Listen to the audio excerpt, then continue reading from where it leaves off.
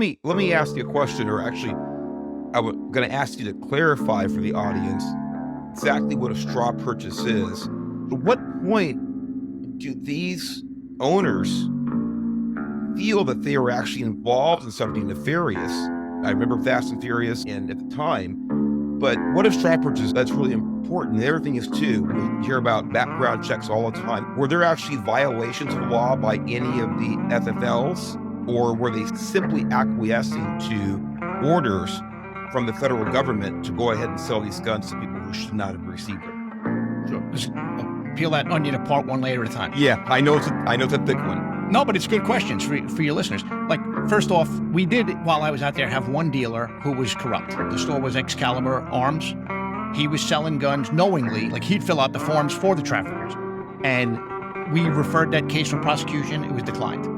We referred it a second time when we had some more information. It was declined. They wouldn't prosecute him. His post-Miranda statement was, yeah, I know about 1,000 of my guns made it to Mexico. Who cares? It's Mexico. So here's a guy who was complicit in trafficking firearms. He was a licensed dealer. He's the only one that I had seen in my roughly 20 years with ATF where you had a dirty dealer. Now, the straw purchasers, for the most part, they can pass a background check.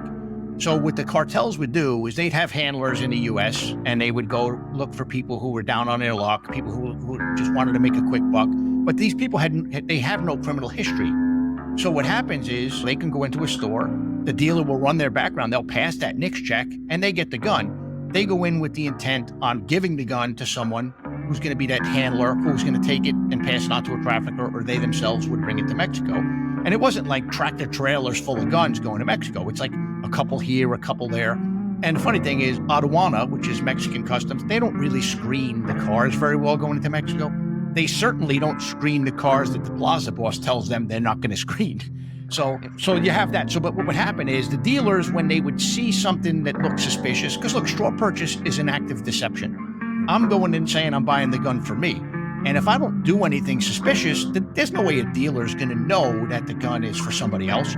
Then there's other times where people will do suspicious stuff, like while they're buying the gun, they'll be texting somebody or taking pictures of different guns and sending them. So it's like, hey, you picking out the gun, or is the person on the other end of that phone picking out the gun? So in the instances where the dealers couldn't determine that it was a straw purchase, they're going to make the sale. That's not their fault. And that's why I get upset when people try to blame the dealers, because how are you supposed to know unless there's some sort of indicia that says that they're straw purchasing? Are they going to say, I'm not selling the gun to you because you look Mexican, or because you're black, or because you look like an Italian mobster? They're selling a legitimate commodity.